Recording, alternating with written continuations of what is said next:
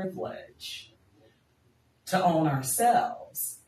And with that, we're in a new day and age. And so we get to own all of who we are. Trauma is never our fault, but it is absolutely our responsibility to do what it is that we need to do for ourselves, to increase that in which we desire in our lives, and to minimize, heal, move through, move past those things that we don't desire, because we get to say what that is and what that looks like.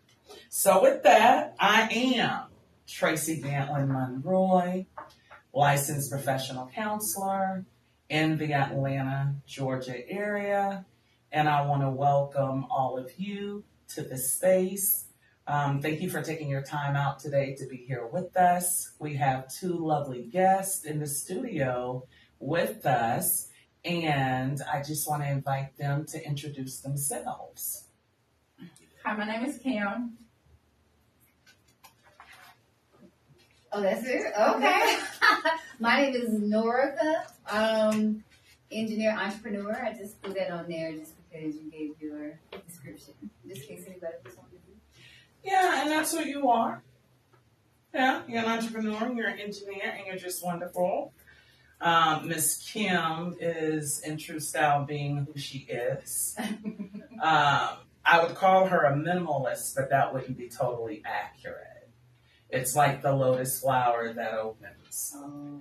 Like you don't know what it's going to look like until it indeed opens. I want to thank you both for being here today. Thank you. Thank you.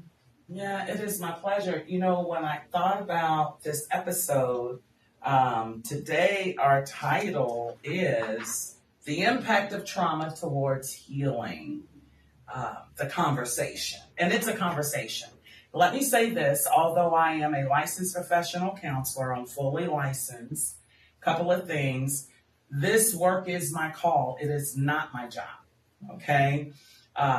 My gift has made room for me.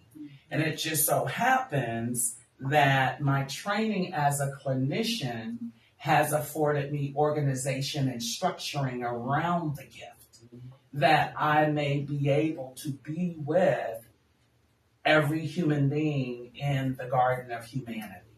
I am a person of faith. My source, and I'm very clear about that, is God, Jesus, the Holy Spirit. I like to say the Holy Ghost, but Yes. right? So that's part of my culture and tradition there. And the fact of the matter is, I'm clear about my source. And that is at the core of how I show up.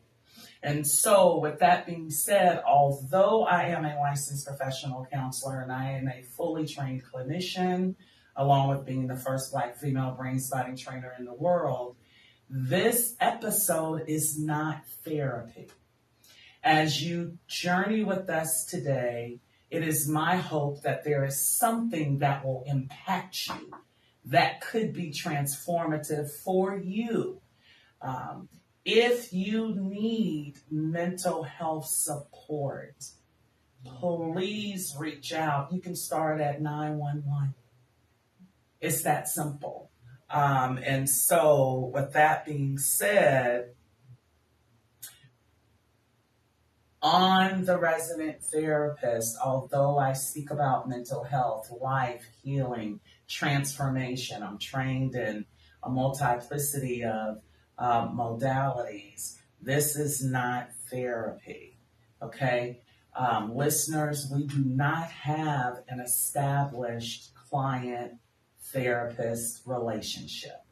There is no therapy alliance with us. And so I need to say that for the record. And so the idea of the resident therapist is my contribution to humanity, for awareness, to add value and challenge disinformation in the internet and social media space. Okay? Why? Because we have so many uninformed, untrained, unaware talking heads. And they're just running their mouths and they have no clue of the damage that's being done because they are just saying things. And because you have notoriety, because you have celebrity, because you have whatever it is, you have your platforms and things of that nature, I'm always mindful. You never know who's listening. So I want to say to all the listeners, seek the support that you need.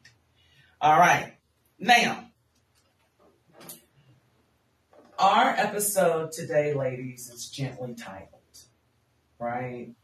I invited you all for having a conversation, and I want to say thank you for accepting that conversation to be with me today. This is big for me, and I want to shout out Sound Studio South.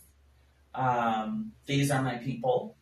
We've been in relationship upwards of 15 years. And Lionel and Don, the owners, they've watched my work. They knew me when my license was soaking wet. They also own a pain med clinic. As you can tell from my engagement with them, they are not strangers to me or to my family. And so I appreciate them and their service.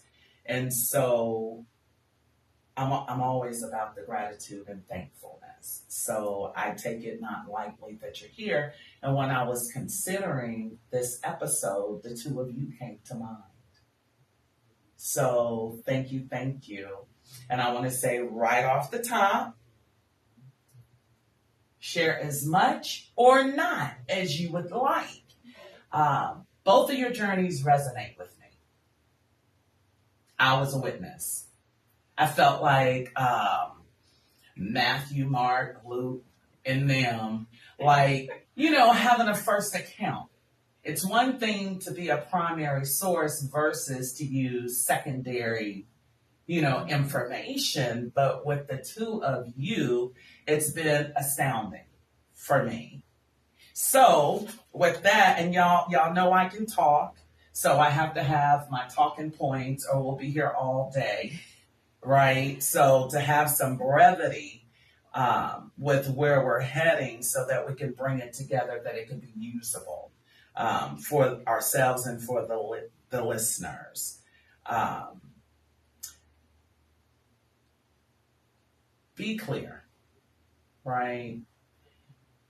There are so many buzzwords around trauma, what that is, what that look like, what does it mean? And things of that nature. But the fact of the matter is, oftentimes people experience trauma and it's out of their awareness, right? And there is no monolithic trauma, right? And so with that, my first inquiry from your experiences when you read my invitational statement, which read, I am taping an episode on the impact of trauma towards healing. What came up for you resulting in your acceptance to be here today? Well, for me, I enjoy sharing my story. My story is not meant to just stay with me. It's to share with others so that they can continue or start their healing journey. So when you offered the opportunity, I was like, yes, my story needs to be heard.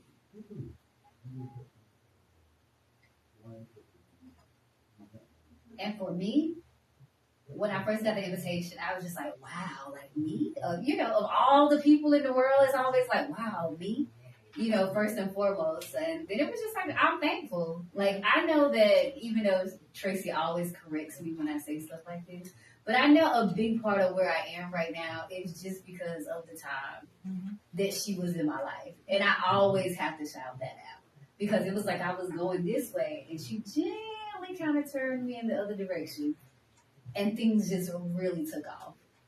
And I never miss an opportunity to say that. Ever. You do not.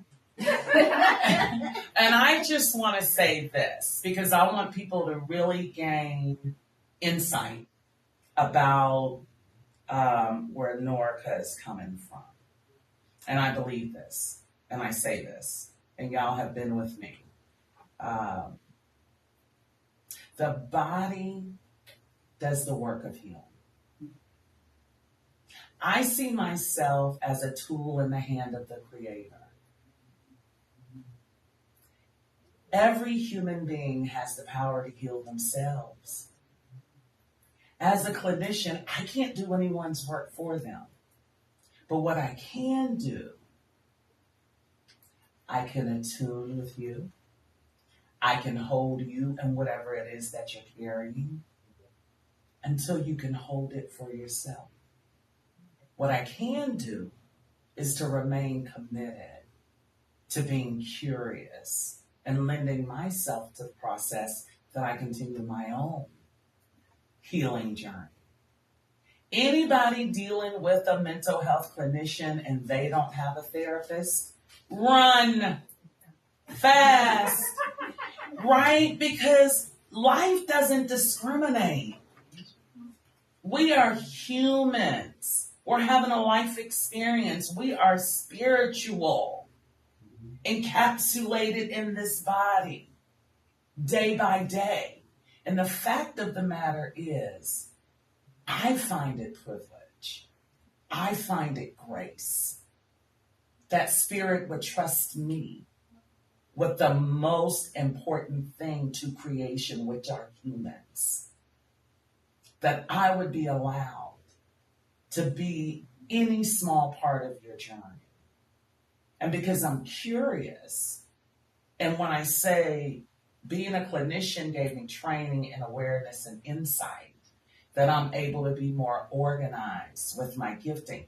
Healing is spiritual. It's not religious. It's spiritual.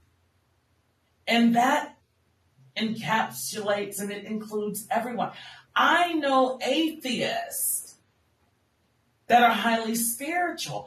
I think religiosity has really made people from different sects and groups to think that they have a monopoly on grace, on spirituality. Healing is spiritual because it requires an anchor. It requires resources. A resource is wherever you find strength, whether it be a person dead or alive, whether it be an animal dead or alive, whether it be your faith, which is my anchor and my strength, whether it be your culture, whether it be your traditions. Like, let's not allow the idea of resources and spirituality to be so small. But I gotta say, Norica, you a little piece of leather, but you well put together, because if I gotta go in war, I'm taking you with me. So please don't think I did anything beyond my part, because the idea when it comes to mental health, when it comes to our journey, when it comes to seeking support, it's a commitment. And it don't always feel good. Absolutely not. What just came up for both of you all, just looking at the immediacy and responses. Let's talk about that. Wow. It was for me, so it was kind of around the phrase bag lady. So it's just like you carrying all those bags, and the weight alone is strenuous, and you have to do a lot of shifting because you can't always carry the weight. You can't always carry the weight on one side, so sometimes you have to shift. So it's like constant movement. It's never a part or a space where you're stagnant, because you always have to move to shift. So it's like during that healing journey, you're always shifting, you're always moving, you're always having to put something down, but pick something else up. So it's a uphill battle, but it's worth it. Miss Kim, with that being said, like, you're my hero. You are literally one of the first people that I encountered when I opened private practice. And just for the public listening, these two right here, like, they can give a damn who knows I'm their therapist. Absolutely not.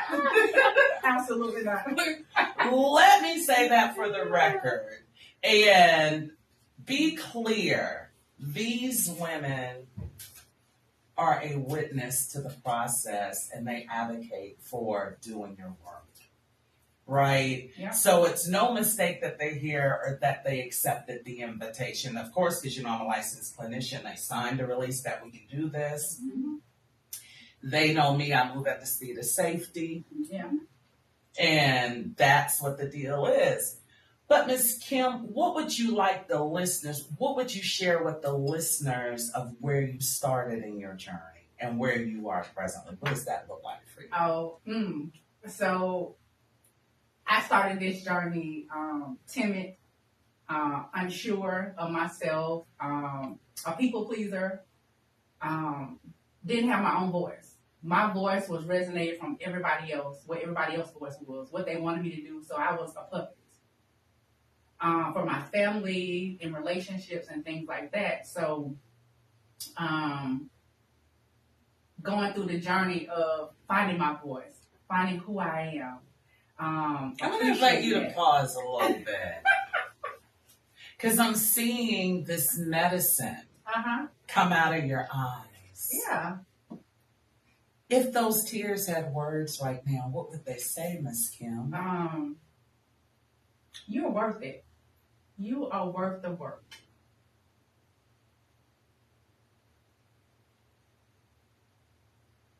Yeah. Yeah. Yeah. That's beautiful. One of my favorite words is experiencing. So even in this time that we're sharing together, it's neuro-experiential, right? When I say that the body does the work of healing, it really does, right? And so even as Ms. Kim is sharing, she feels that, and so do I. Even Nori's energy shifted. What's happening? Oh, it's just like when she started crying, I'm like, okay, Nori, don't cry. Don't cry. Because even though like our journeys are probably completely different, I still can understand, at least to a certain extent, like what she's going through, especially from the perspective of where you started versus how you probably feel. Yeah. Now that you're going through that journey, because I know I feel completely different now than when I met you, 2-3 years ago. Like, I deal with things better. Like, I practice detachment. Like, I'm leveled out. Like, all type of stuff that I didn't have previously. Okay. So, it's definitely been a journey. And, like, for you to be on yours and you're radiated and you look good and you're crying. Like, not bad tears, happy Yeah, happy tears. It's just like, okay, I got a sister right here. Yeah, She absolutely. know. She know. Listen, we're more alike than unalike. Our humanness, right? But to be able to share and to experience that internally in your system. To even, because what was it? Was it an image? Was it a sensation? Was it a color? Like, what came up for you as you were speaking to all your parts and saying, I didn't have a voice? It probably was a sensation. Like, I could feel it flowing through my body, so I could feel the sensation of it. Yeah, yeah. Was there a temperature associated with that? Kind of warm. Beautiful. Yeah. Yeah. Was that pleasant or unpleasant for you? It was pleasant. Nice. Nice, yeah. So as that warmness comes about for you, please allow it to just flow through every part of you. Yeah. You know, it reminds me of the oil out of the horn that David was anointed with to be king. Yeah. That it just flowed, right? And so you just do amazing work. You absolutely do. Thank you. You're welcome. Yeah. Excuse me. I don't know about jobs, but I gotta say, the gratitude that Spirit would trust me with you all, with creation. Like, it's not a day I get up mad. See, there's some principles here at place because your gifts will make room for you. But it's your character that's going to decide if you're going to be able to be there. Yeah. Long term, short term, if at all. So it makes me grateful for my journey to even arrive at this place with you all. there ain't nothing greater for me than noticing and witnessing. You all become validation that my Lord lives. Because when I look at your life and my experiences, when I look at how beautiful you all are, right now, I can remember my first encounter. You all bear witness to the testament that He lives.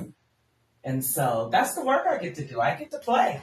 Yeah. I get to play because it's not about me. It's about us. And for me, I'm sure Norica could speak about this because I'm the snacking therapist. I like to eat. Your nuts. Yeah. Them cheeses. Because she'll say, hold on for a minute. She don't even tell me, hold on. You just see her do like this and look. Or you get a tea cup going on. You gotta get her tea. Oh yeah, she'll turn the camera off. Oh, wait a minute. Where did you go? Oh, I have to get my tea. But it's a real experience. Yes. You get a real therapist, not somebody trying to pretend like there's something that they're not. Yeah. And I think that's what I really enjoyed. Yeah, the realness. The realness of it. So you felt like you could open up, you could share, and because they were going to hold space for you and they were going to take what you said and they were going to explore it. It wasn't like, oh, okay, good, you said that. It was like, no, let's dig a little deeper. Why did you say that? What did you mean? So it's just like the, not just the black and white, but like the bricks on the wall, we're going to go in the cracks. Let's go through the cracks and see what's in the cracks. And did a lot of healing through those cracks. Maybe it's in the crack. Yeah, it's in the cracks. People are even making gardens right now on concrete in the cracks. Yeah. Life is in the cracks. Yeah. And stuff can grow. Yeah. You know, and so people don't know that because when they look at social media, they hear all these salacious things. They hear all these things. Much of it's not even true. Doesn't make good sense. You know, we got people leaving here, checking out of here. That's true. Yeah. It's real. You know, the idea that, you know, even generationally, understanding that we do stand on our ancestors' shoulders because the fact of the matter is every time we show up, so does their DNA. Yes, absolutely. And I say to people because I'm asked, well, why did I get this? Well, we not only inherit our gifts and talents of our ancestors, but we also inherit some of that trauma. The trauma we inherit is that which was incomplete for them. Yeah. Every generation has its part to play when it comes to what that looks like and who we are and how that becomes. So, Norica, even with that, like, when you read it as you reflected on your own journey, like, what came up for you to see that invitation? When I first saw it, you know what I thought about? The first thing that came to mind, our very first conversation. And it was just like, I remember how bad I felt. I remember being so happy that you pick up the phone. And I remember being in the bathroom on the floor with the door closed, crying. Like, I remember it verbatim. And it was just like I had the most I ever had. I'm talking about the big house. I'm talking about nice cars, rental property. Like, I finally got my dream job, educated. And that was the most miserable I had ever been. And I just could not figure it out because according to my playbook, I was supposed to be at the end game. You know, this was supposed to be it. Like, okay, now I just go from here to vacation and all the time. And that was the worst that I had ever felt. And I think that's what came up for me immediately, like literally going back to that space and being on that floor in that bathroom in that beautiful house and just hoping Tracy picked up the phone. And I just remember when Tracy picked up that phone, it was just like, thank goodness this lady picked up. And I think I just cried and I just told her like everything, like verbatim, like just everything from my lying and just pretending to be something that I'm not and pretending like this money make me happy and hiding behind stuff. And then it's just like Tracy, you said, it's just like I was a public success and a private failure. And I had to come to terms with trying to be a public success and a public and not a private failure. So that's what came up for me. I know exactly. Like, it was just literally like, you know how you see those things on TV and it take you from the point that you're standing to the past? That's how I felt. It's just like, and I'm glad I'm not there anymore. Amen. You know, when you say that, Nori, it takes me back. I remember I was taking a walk. I remember you said I was taking a walk. And it's just like, why would you answer the phone while you were taking a walk? It's almost like it was meant to be. That was not a coincidence. Like, that was supposed to happen. Honey, I got a black job, but I ain't got no office job. The work I do is embodiment. But we know now, though. Oh, Yeah, absolutely. We know now. Absolutely. Yeah, I mean, you know, I remember when I was dating some years ago when I was in the mountains. I'll never forget, I was standing in line at a fudge shop. And I got a call, and I have people coded in my phone. And I saw the person that was calling, and I stepped out of line. And the guy I was up there with, he was like, "What's going on, TG?" I'm like, "I got to take this call." Everybody knows I love candy. Mm-hmm. But that call, that life, superseded anything I could have been doing in that moment. Yeah. And I'm going to go here with you. That call came from someone who was in state custody. Mm-hmm. And it blew me away working with that client. And what it did was it showed me the system. But this time I didn't have to be curious about empire and the system. I was on the inside behind the veil. Yeah. And that case wiped me out in such a way that I literally had to take a trip to the Sedona Desert in Arizona to simply be present with my Lord and Savior, because I needed a witness that you didn't leave us and won't forsake us.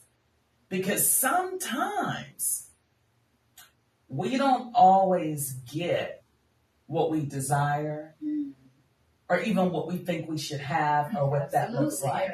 Absolutely. Right about that. Yeah.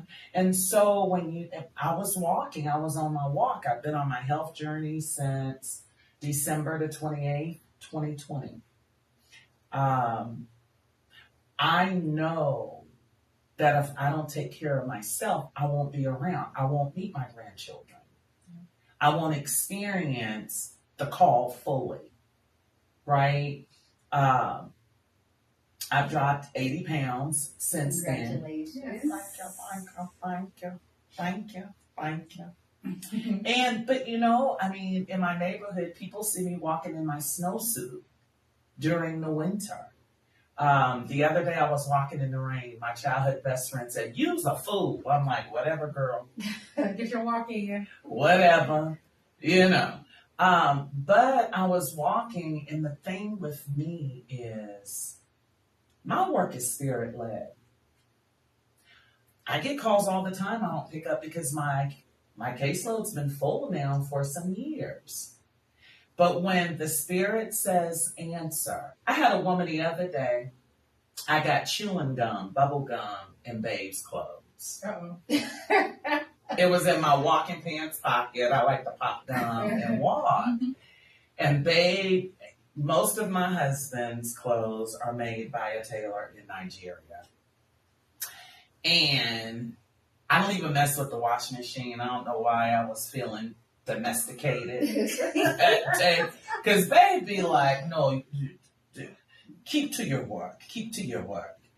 And I forgot I had gum in my pocket. So I was like, "Okay, you need to find a remedy, girl." And listen, warm vinegar and a toothbrush will lift gum out of your clothes, because I had hit some stuff, one of his natives, that his, Taylor Bright, that sent from Nigeria.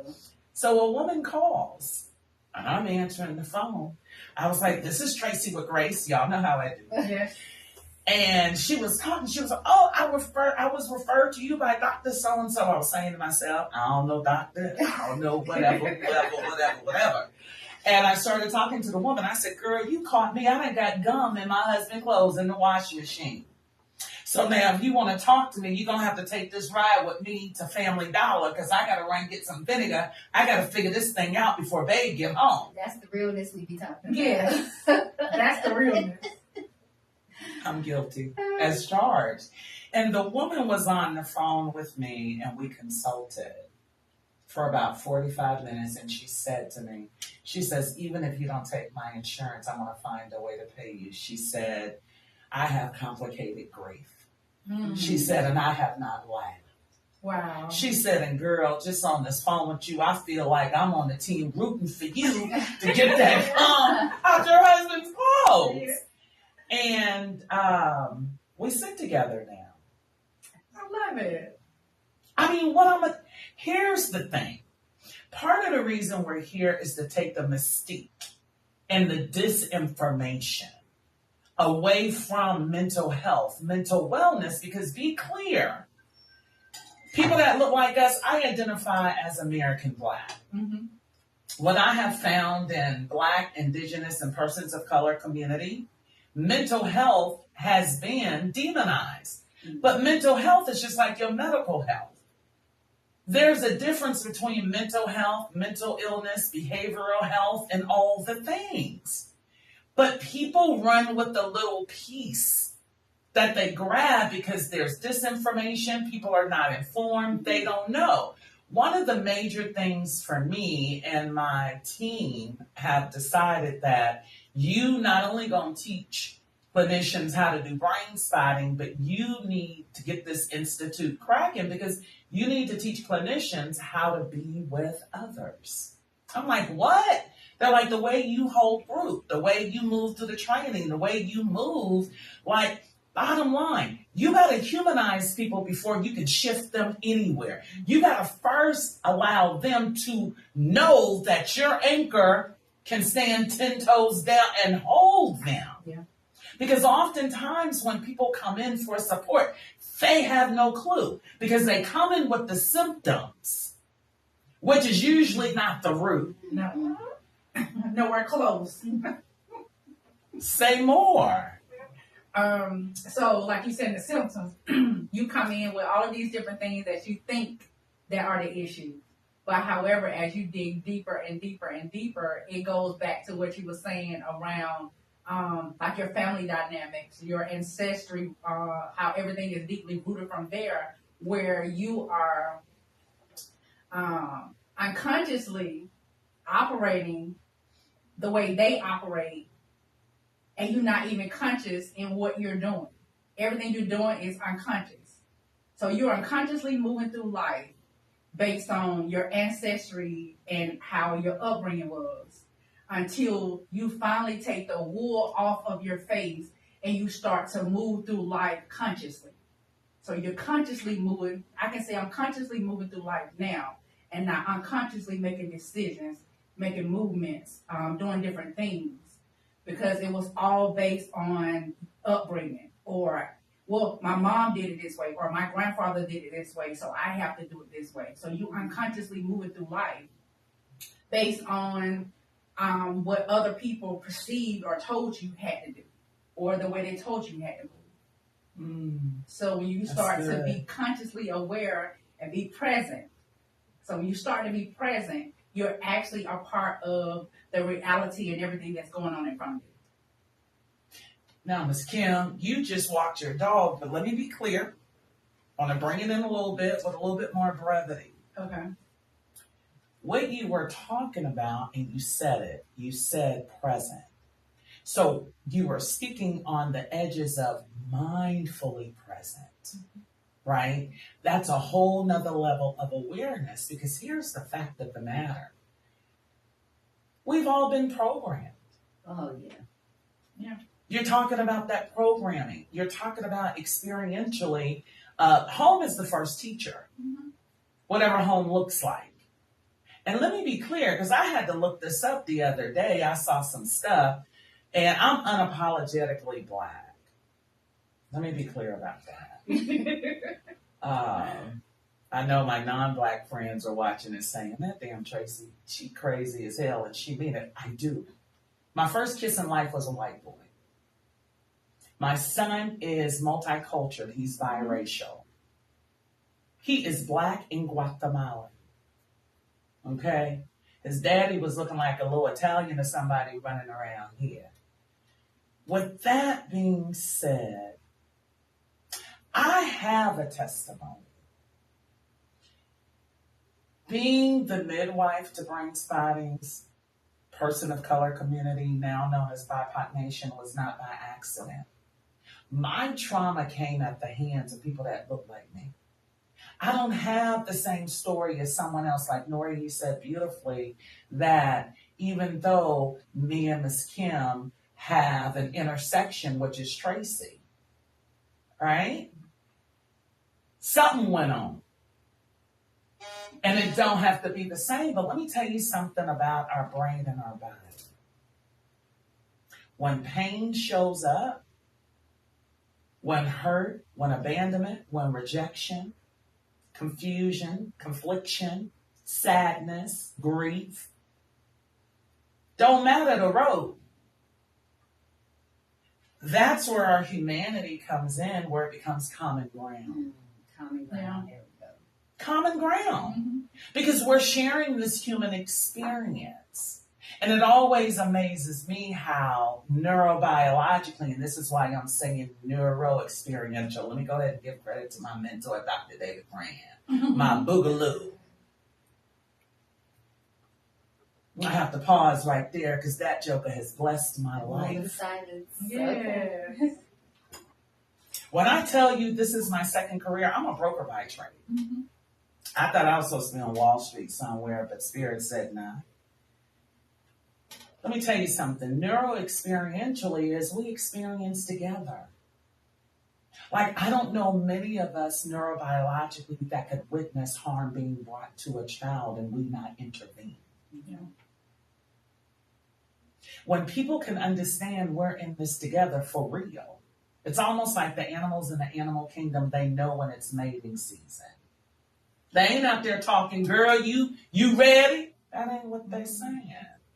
They're giving that animal call that can be interpreted by the system that it connects with. Same thing with your therapist or whatever profession that you work with when it comes to your wellness.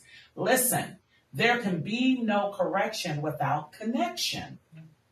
If you're not connected to whoever you're sitting with, spending your time, your resources, your energy, cut that off. Cut that off. If it doesn't feel right in your system, it ain't right. But because we come from marginalized communities, for many of us, we've been taught it don't matter how we feel. It's a lie from the pits of hell. How you feel does matter.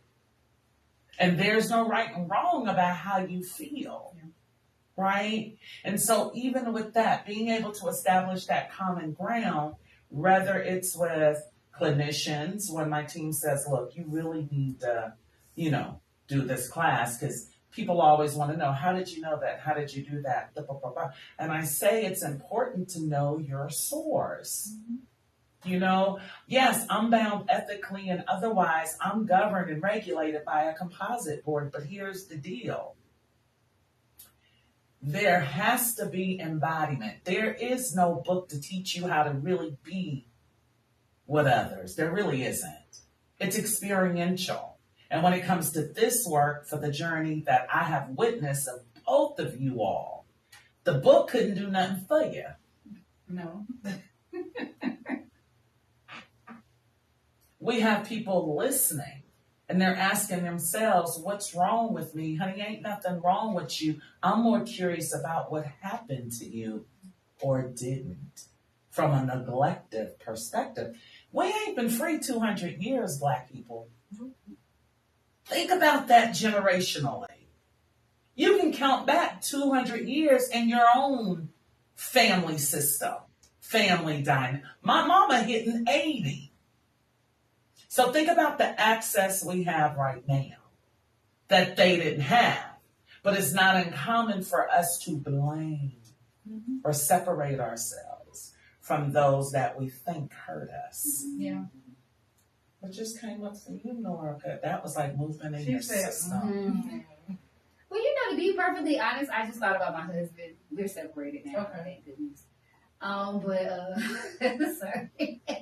But that was his biggest thing with him. Like, anytime he thought somebody did him wrong, said something that he didn't like, pissed him off, the first thing he would do was separate himself. Or run away, or move. Like, I've never seen this man actually take on a problem or resolve an issue. Like, literally in the whole 14 years. He will literally just separate himself from a problem. Well, you know me. So that's what I thought about. Beautiful, but now I'm going to push you a little bit, right? Because I'm all about primary sources, right? And when it comes to married folk, when it comes to folk that are connected and things of that nature, everybody got a story. Right. Yeah. And everybody gets to tell their story. Mm-hmm. And that's interesting that you said that, because last I checked, you were a runaway. Yeah, I would. You mean with my parents, right? Yeah, that was a situation that I definitely, you guided me into correcting. Not correcting, right? Because it was all you. You fed me too. Good. You feed me all the time. But, I mean, if I might say, You may. your parents are lovely. And you know what? People say that now, and I think they're lovely now, but I would have to also say we have a whole history behind us that wasn't lovely. Okay. And that is why we separate. Well, not we. I separated from them.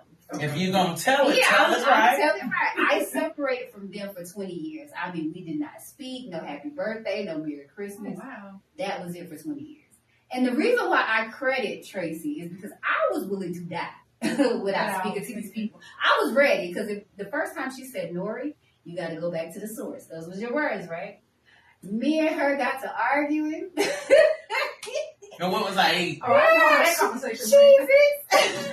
I know how that conversation I was went. like, here I go. I'm not going back to them people. I remember that was the only time Tracy said, if you ever get up from this video again, don't you ever come back. I was like, what type of therapist talk to me like that?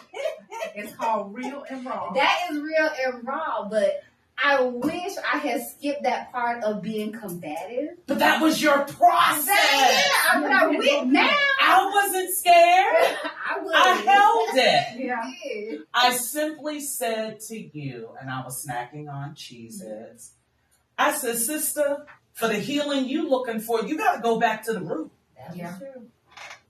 And she did. And it's been lovely ever since. Like, when I tell you, I can call my daddy right now. Wow. And that man will stop whatever he's doing, pack up all the grandkids, and they will come. Mm. And it's just like, now it's just like, what were we angry about? Like, what was I holding this grudge for? Like, why would I stay separated for 20 years? Like, now I can't even answer those questions because the relationship is so good and healthy, and we're working back to the source. Well, and beyond that, honey, because oftentimes with healing, you don't have to go back to where you were because you're moving forward from present to expansion. Yes. Right? Because the fact of the matter is, and I'm picking on you because you brought my buddy to the table talking about how he don't deal with nothing. I've been married to him for 14 years. I know you just said, I know where she was going. I knew where she was going. Tell your story.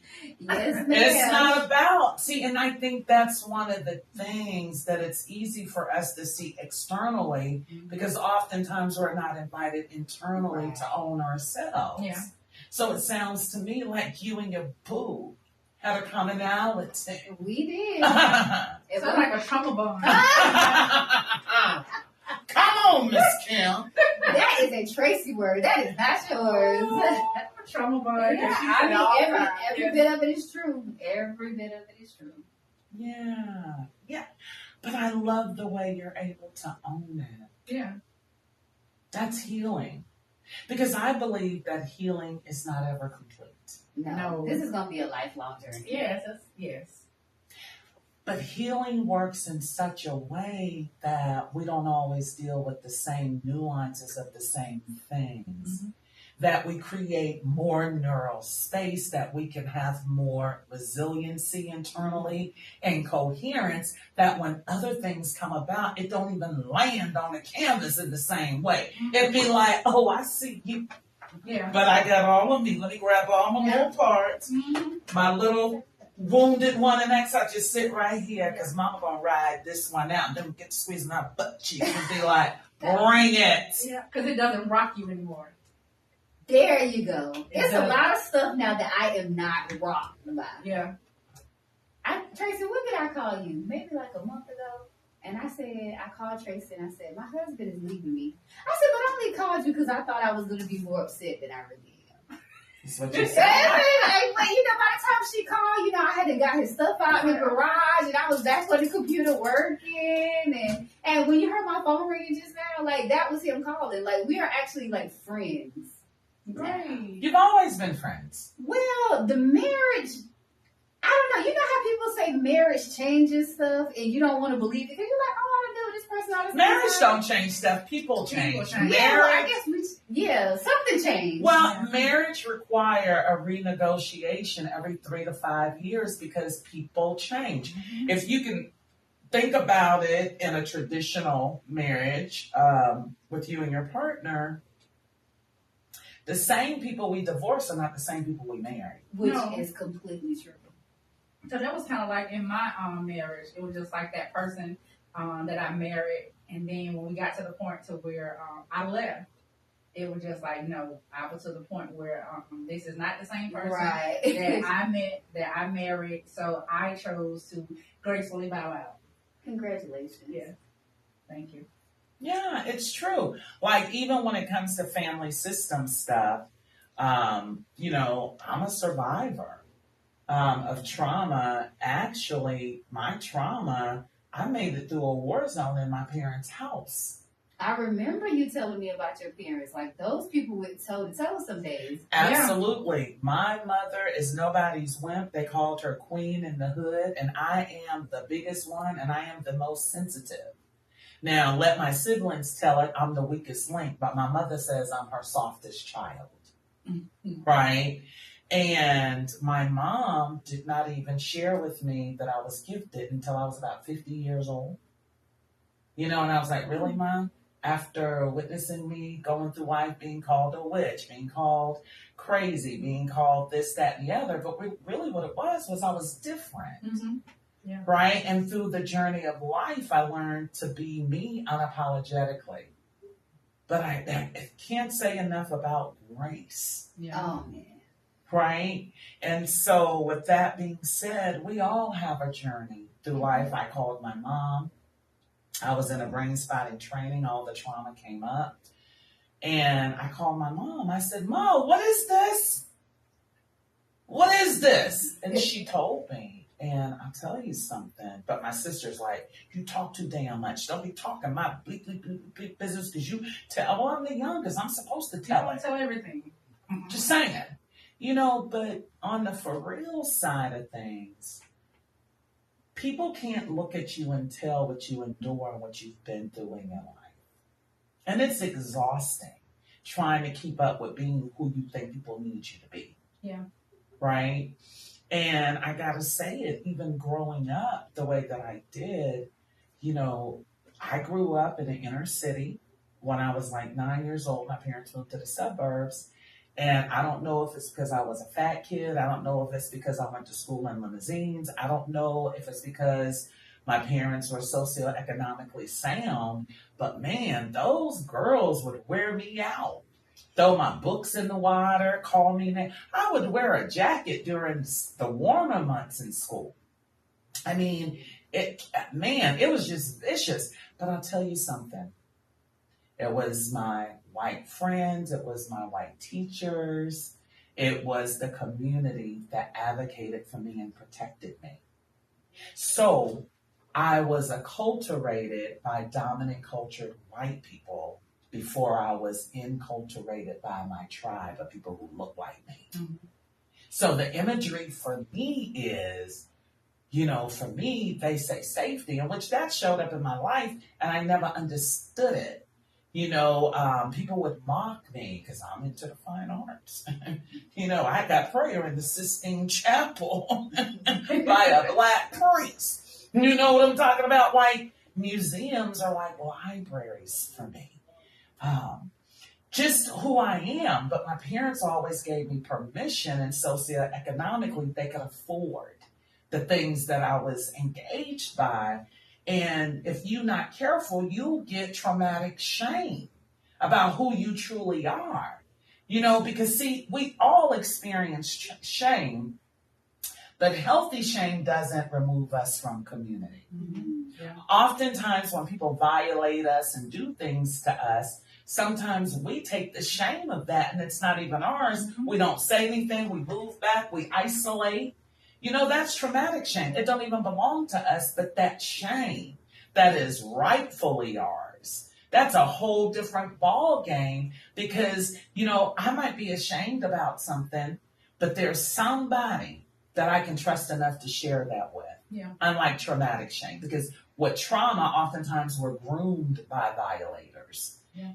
And they will try to point the finger at you, but it's not your fault. Yeah.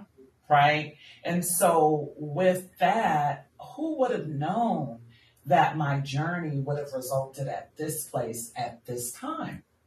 Because I was able to broker a deal with dominant cultured white people through relationship. Mm-hmm.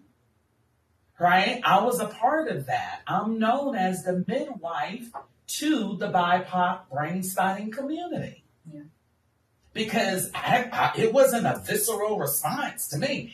No, sometimes I felt safer with people that didn't look like me than people that look like me because of my experience. But I'll tell you the testament of my healing for me.